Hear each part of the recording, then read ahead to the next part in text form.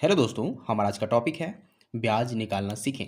तो आज की इस वीडियो में हम लोग बैंक का ब्याज और गांव का ब्याज कैसे निकालते हैं, दोनों तरीकों को सीखने वाले हैं।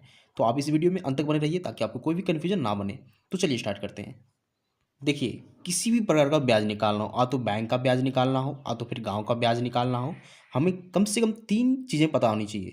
सबसे पहला चीज़ है मूलधन, यानी मूलधन यानी कि जितना ऋण होता है वो पता होनी चाहिए। देखिए यहाँ मूलधन 1500 रुपये है। फिर दूसरा है समय, तो टाइमिंग आने की कितने समय के लिए हम ब्याज जोड़ रहे हैं, आने की कितने समय के लिए हम आ, मूलधन आने की ऋण लिए थे। तो फिर थर्ड बात जो है, थर्ड चीज़ें वो दर है, दर जो प्रतिशत में होता है। तो 3 चीज़ें हमें पता होनी चाहिए, मूलधन, समय और दर। तो देखिए, इसमें बैंक का ब्याज और गांव का ब्याज में जो मेन डिफरेंस है, मुख्य अंतर है, वह दर में अंतर होता है। दर, देखिए, बैंक का जो ब्याज होता है, जो दर होता है, वो वार्षिक होता है। वार्षिक यानी कि आपके बैंक का ब्याज जो होता है वो साल के हिसाब से होता है, और गांव का ब्याज जो होता है वो होता है मासिक, यानी कि मंथली वाइज, मासिक। तो देखिए, मेन अंतर यही है कि बैंक में वार्षिक ब्याज का दर होता है और गांव का जो ब्याज का दर होता है वो मासिक होता है। तो अब दोनों तरीकों को हम लोग सीखेंगे क्वेश्चन को सॉल्व करके। देखिए देखिए सबसे पहले हम बैंक का ब्याज निकालेंगे।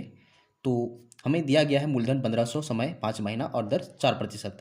तो देखिए इसका जो फॉर्मूला होता है ब्याज का, उसे लिखेंगे सबसे पहले। तो इसका फॉर्मूला होता है साधारण ब्याज बराबर, साधारण ब्याज बराबर, देखिए, मूलधन, मूलधन गुना समय गुना दर, और नीचे बटा में फिर 100 होता है, यानी कि बटा में 100। मूलधन गुना समय गुना दर बटा 100 होता है, यह साधारण ब्याज का फॉर्मूला होता है। तो देखिए सबसे पहले मूलधन देखिए कितना है, 1500 है। तो उसे लिखेंगे मूलधन बराबर 1500, फिर गुना है, समय कितना है 5 महीना। लेकिन ध्यान दीजिए, यहाँ ब्याज का दर जो बैंक में होता है सो वार्षिक होता है, लेकिन हमें 5 महीने का ब्याज निकालना है। तो सबसे पहले महीना को हम वर्ष में चेंज करेंगे, यानी कि इस 5 महीने को हम वर्ष में चेंज करेंगे। कैसे? देखिए, 5 महीने को वर्ष में चेंज करने का जो तरीका होगा वो उसे डिवाइड करेंगे 12 से, क्योंकि एक साल में 12 महीने होते हैं। इसका मतलब है कि 5 महीने को हम 5/12 वर्ष लिख सकते हैं। तो समय बराबर हम जब भी लिखेंगे यहाँ बैंक में वो वर्ष में लिखेंगे, तो 5/12 वर्ष लिखेंगे। देखिए हम लोग महीना को वर्ष में चेंज कर चुके हैं। फिर गुना दर है, तो दर क्या है 4% है, तो 4 लिखेंगे। फिर बटा में हमें 100 करना है, तो 100 लिखिए। अब देखिए यहाँ कुछ कट रहा है तो उसे काटिए, यहाँ 0000 इसके साथ कट जाएगा। यहाँ देखिए 12 और 15 में कुछ कॉमन है, 3 से कटेगा, 3 से 15 5 बार में कटेगा, और 12 4 बार में। फिर यहाँ 4 और 4 कट जाएगा, देखिए 4 और 4 कट जाएगा। ऊपर में सिर्फ 5 गुना 5 बचा हुआ है, नीचे कोई संख्या नहीं है।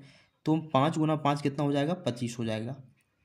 यानी कि साधारण ब्याज का जो वैल्यू आ गया 25 रुपये आएगा, क्योंकि मूलधन रुपये में है, जब भी आएगा रुपये में आएगा।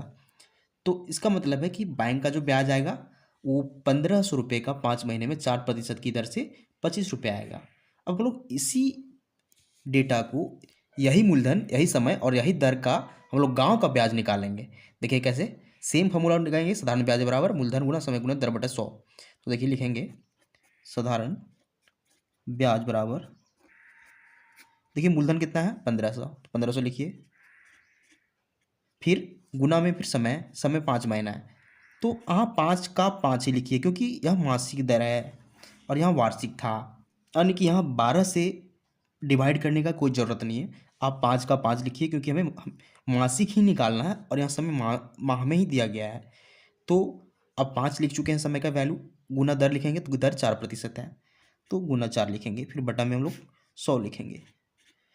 यहाँ 0000 फिर से कट जाएगा। देखिए ऊपर में सिर्फ संख्या बची हुई है, नीचे कोई संख्या नहीं है, तो गुना कर देंगे। 15 पचे 75 होता है, 75 गुना 4 जो हो जाएगा वह 300 हो जाएगा, 300। और यह रुपए में होगा क्योंकि ब्याज है, यानी कि गांव का जो ब्याज का जो वैल्यू आ रहा है 300 रुपये आ रहा है, और बैंक में क्या आ रहा था 25 रुपये आ रहा था। तो कितना डिफरेंस है, 25 और 300 में काफ़ी डिफरेंस होता है। और यह जो मेन अंतर बन रहा है 25 और 300 का, वह इसके कारण बन रहा है, यहाँ वार्षिक दर है, यहाँ मासिक दर है। इसी वजह से दोनों के वैल्यू में अंतर है, यहाँ 25 रुपये है, यहाँ 300 रुपये है, यानी कि समय सेम है, 5 महीने का ही हमें निकालना है दोनों स्थितियों में। लेकिन यहाँ एक में बैंक के ब्याज में सिर्फ 25 रुपये बन रहा है, यानी कि अगर हम 1500 रुपये जमा करते हैं 5 महीने के लिए तो सिर्फ हमें 25 रुपये मिलेंगे ब्याज के रूप में। और अगर गांव का ब्याज हम अगर हिसाब करें तो हमें 300 रुपये मिल रहे हैं ब्याज के रूप में। तो ये तरीका होता है गांव का ब्याज और बैंक का ब्याज निकालने का। तो उम्मीद करते हैं आपको मेथड समझ में आ चुका होगा। तो अगर वीडियो पसंद आता है वीडियो को लाइक कीजिए, चैनल को सब्सक्राइब जरूर कीजिए। Thank you.